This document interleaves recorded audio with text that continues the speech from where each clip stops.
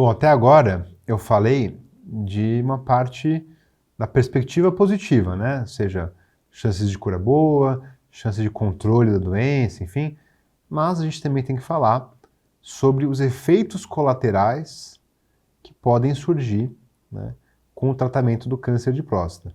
E aí entra, né, um tabu que existe, né, sobre esses tratamentos, porque daí muitos homens eles já se afastam, porque o toque retal já tem aquela coisa que a pessoa, né, tem um tabu em relação a isso. E também tem aquela questão, puxa, quem tem câncer de próstata vai perder ereção ou vai ter incontinência, né? Tem no imaginário popular essas ideias, né? Então vamos entender melhor o que é verdade e o que é mito quando a gente fala sobre esse assunto. Bom, vamos lá. A cirurgia, como que ela funciona? A gente tem que tirar a próstata, tirar a vesícula. Lembra que eu falei no começo que o canal da urina passa por dentro da próstata, ou seja, quando a gente tira a próstata, a gente tem que reconstruir esse canal da urina, né? Então a gente faz uma costura, que a gente chama de anastomose, da bexiga com a uretra, né? Isso é uma parte delicada da cirurgia. Então, o primeiro desafio é essa questão urinária em relação à cirurgia. Uma outra questão importante da cirurgia é que os nervos, apesar da próstata não ser responsável pela ereção, ela não é responsável pela ereção, os nervos que são responsáveis pela ereção, eles passam do ladinho da próstata. Esse que é o problema. Porque quando você vai tirar a próstata, muitas vezes você acaba danificando esses nervos, né?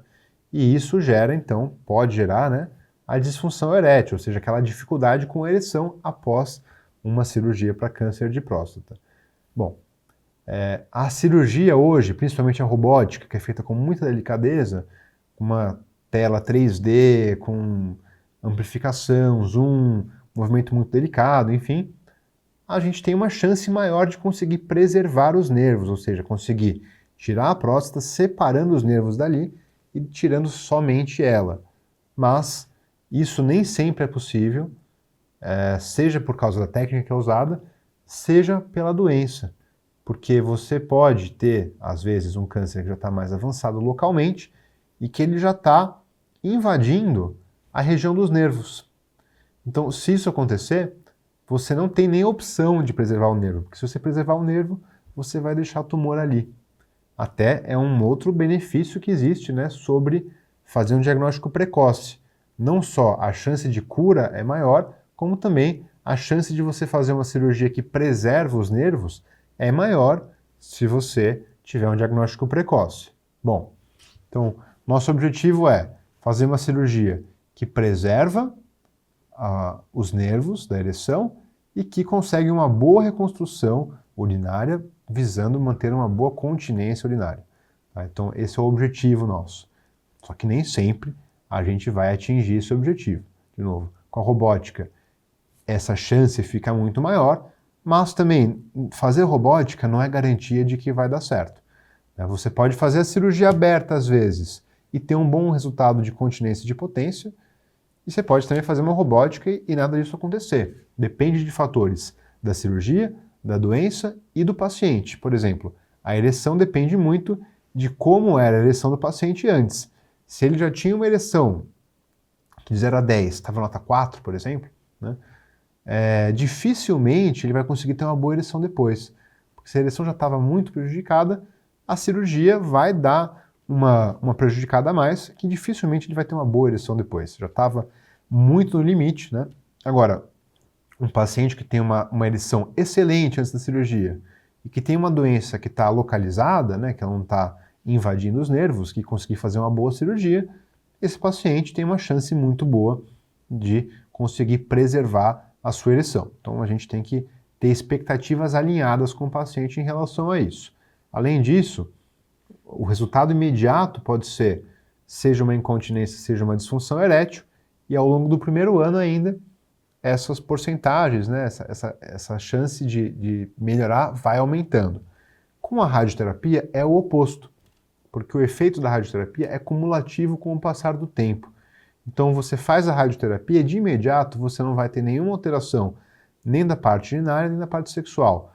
Só que o efeito da radioterapia que queimou a próstata vai se propagando com o passar dos anos. Ou seja, a questão da disfunção erétil e da incontinência urinária podem surgir com o passar dos anos. Tá? Então, basicamente, uma coisa que muda é que a cirurgia já vem de imediato, o efeito, e depois vai melhorando. Na radioterapia, é o contrário. A princípio não aparece nada, mas depois tem uma chance de isso ir piorando.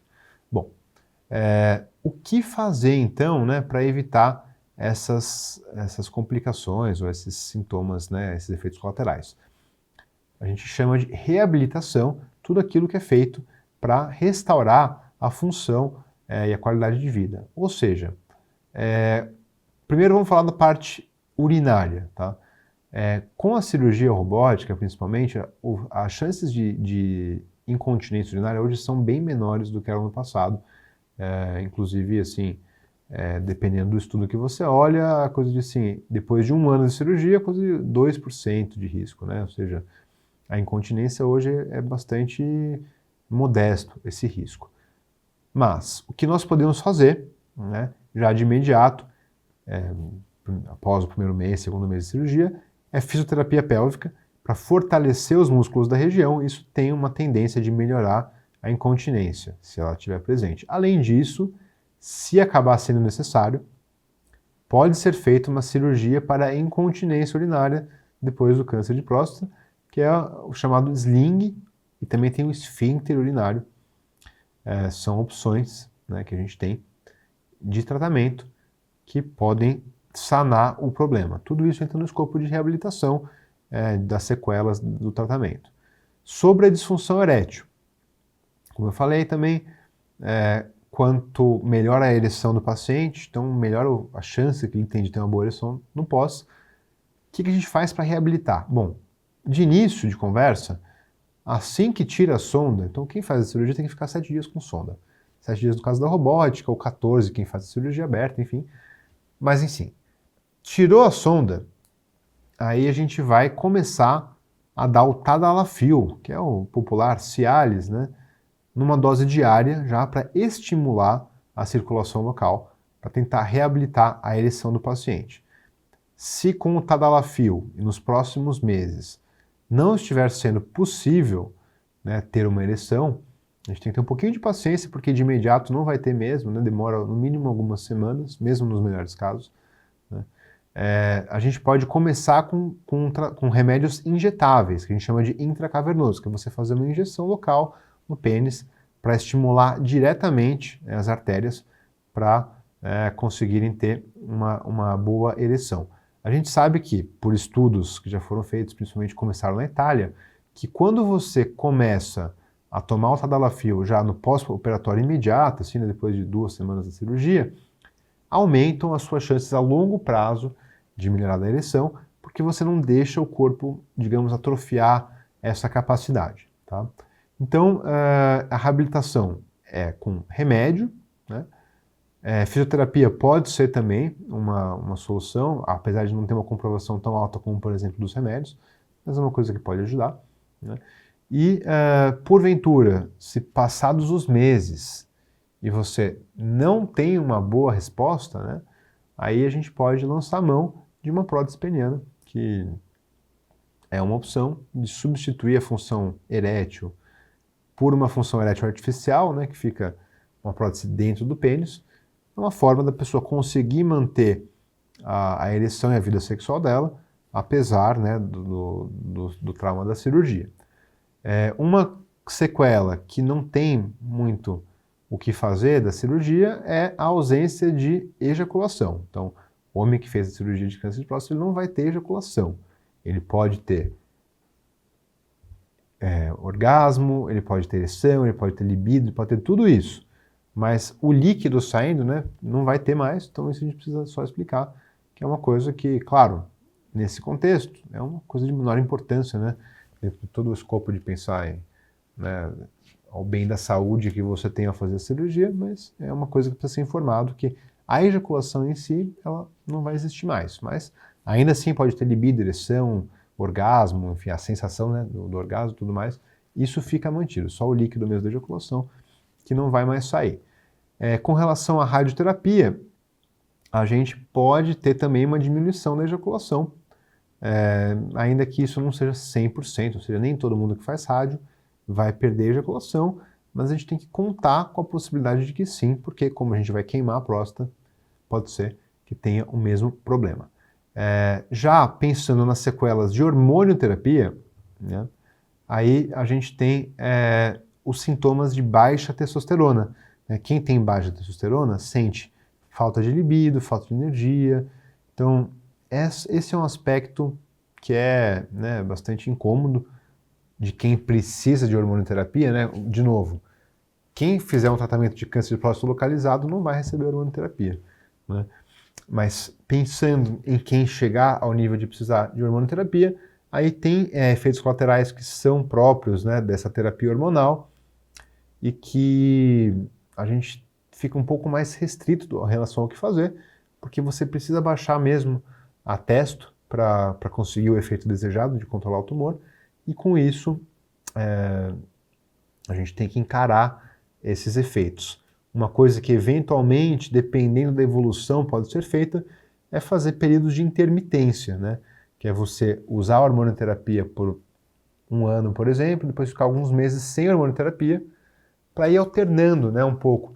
Às vezes você consegue um bom controle, né, com esse regime de alternância e alternando um pouco períodos de mais qualidade de vida, depois você pega um período em que você reduz um pouco a sua energia, mas aí, enfim, essa alternância pode ser um bom equilíbrio, não em todos os casos, não é sempre que isso pode ser feito, mas pode ser uma solução intermediária para conseguir um bom controle, né, dessa doença e alternar ali, mesclar períodos de mais e menos controle da qualidade de vida.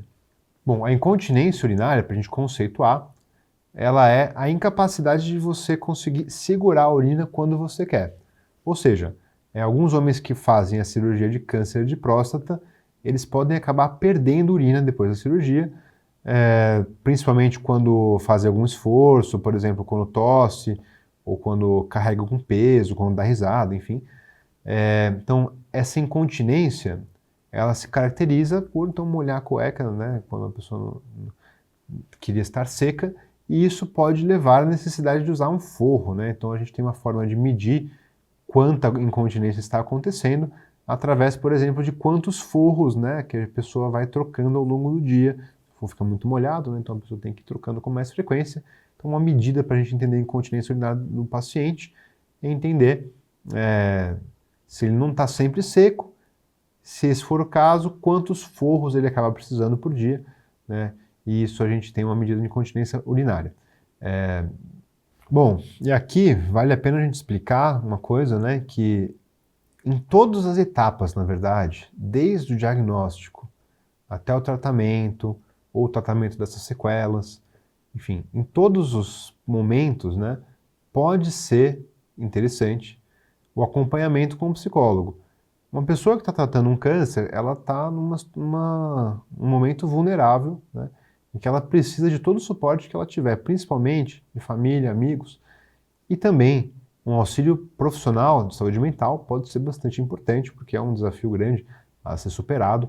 Então, tem casos em que o acompanhamento psicológico, seja para encarar o diagnóstico do câncer, para encarar o medo da cirurgia, ou mesmo, né, as insatisfações em relação a uma possível sequela do tratamento, isso tudo é bem importante a gente ter em mente que o auxílio de um profissional de saúde, seja um psicólogo ou em casos até mais graves um psiquiatra, pode ser bastante importante.